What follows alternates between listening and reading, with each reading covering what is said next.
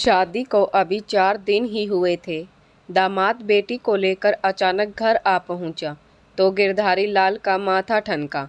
वे उतावले होकर बोले, क्या हुआ दामाद जी, सब कुशल तो है ना?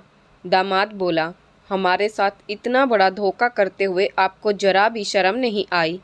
दामाद के साथ सुनीता रोते हुए भागकर गिरधारी लाल के चिमक गई। बोली, पापा मेरा पति बहुत गंदा है, अब मैं कभी ससुराल नहीं जाऊंगी। गिरधारी लाल बेटी के सर पर हाथ फेरते हुए बोले, ऐसा नहीं कहते बिटिया, हरीश जी अब तेरे पति हैं। सुनीता पापा को छोड़कर माँ के जाके लिपट गई।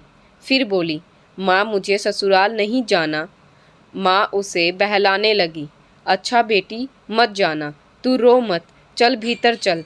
माँ सुनीता को अंदर ले गई। दामाद हरीश अब गुस्से में खड़ा ससुर को घूर रहा था। गिरधारी लाल बोले, थोड़ी भोली है दामाद जी, समझदार हो जाएगी, थोड़ा वक्त दो। हरीश बोला, भोली नहीं है, पागल है, इसने मेरी बहन के हाथ को काट लिया, मम्मी को धक्का देकर पटक दिया, 3-4 दिन में हम सबको परेशान करके रख दिया। गिरधारी लाल बोले, दिमाग थोड़ा कम विकसित है, 23 साल की हो गई है, डॉक्टर कहते हैं इसका दिमाग अभी 10 साल के बच्ची जितना ही विकसित है, मगर ज्यों ज्यों उम्र बढ़ेगी समझदार बनती जाएगी। हरीश बोला, यह बातें आपने पहले क्यों नहीं बताई? सब कुछ छुपाकर एक पागल लड़की को मेरे पल्ले बांध दिया। गिरधारी लाल बोले, बेटी का बाप हूँ, सोचा था तुम समझदार लड़के हो, निभा दोगे, इसलिए नहीं बताया, अगर बता देता तो तुम इससे शादी थोड़ी करते। हरीश बोला, मतलब आप सभी कार्य करते हो कि जानबूझकर मेरे साथ धोखा किया? गिरधारी लाल बोले, इसे धोखा मत कहो, जब तुम इसे देखने आए थे तब तुम्हारे इससे बात करवाई थी, तुम्हारी माँ को भी बताया था कि लड़की थोड़ी भोली है, वैसे भी तुम 30 साल के हो चुके हो, ढंग की लड़की तो तुम्हें भी मिल नहीं रही थी, इसलिए अब यह जैसी भी है तुम्हारी पत्नी है, तुम्हें इसी के साथ जीना है। हरीश बोला, कैसे जीऊँगा इसके साथ, यह पूरी तरह से पागल है, 3 दिन में इसने मेरे घर में सब की नाक में दम कर दिया, पूरी ज़िंदगी मेरे साथ रही तो पता नहीं मेरा क्या होगा। मोहल्ले में सबको पता चल चुका है कि मैं एक पागल से शादी करके लाया हूँ, सब मुझ पर हंस रहे हैं।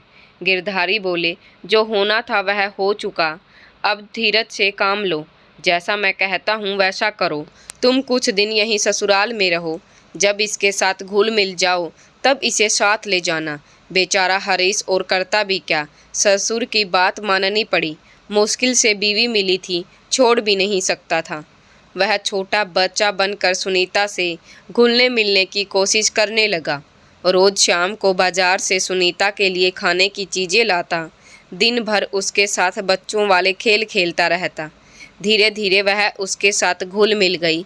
फिर बहला फुसला कर गिरधारी लाल ने सुनीता को हरीश के साथ भेज दिया।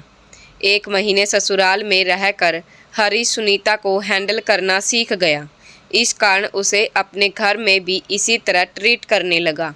दोनों एक ही बेड पर सोते, मगर पति पत्नी वाला रिश्ता नहीं बन पाया था।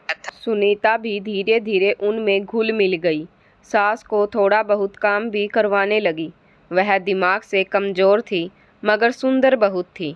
धीरे धीरे हरीश को उसकी मासूमियत भा गई, शारीरिक संबंधों की प्यास अब नहीं रही, उसे उससे प्यार हो गया, वह उसे देखकर ही खुश रहने लगा।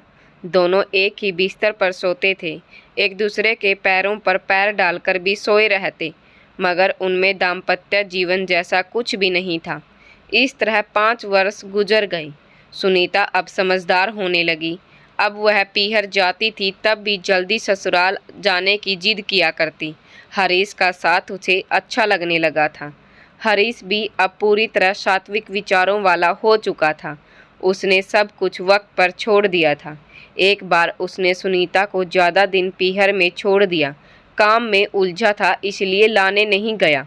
उधर सुनीता उसके बिना नहीं रह सकी और अपने पापा को साथ लेकर ससुराल आ गई। घर आते ही वह हरीश के गले लग गई, बोली, इतने दिन तुम मेरे बिना अकेले कैसे रहे? वह बोला काम में उलझा था।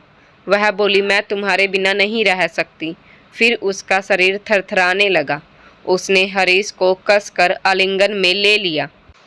फिर वह हो गया जो इस सृष्टि को चलाने के लिए जरूरी है, जिसके कारण सदियों से पुरुष और औरत एक दूसरे से बंधे हुए हैं।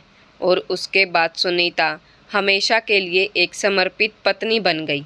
मोरल: वही सच्चा मर्द होता है जो नारी के समर्पण के बिना उसे छूता भी नहीं। दाम्पत्य संबंध भी एक पवित्र यज्ञ की तरह होते हैं, इसलिए जीवन साथी की भावनाओं की कदर करें। धन्यवाद।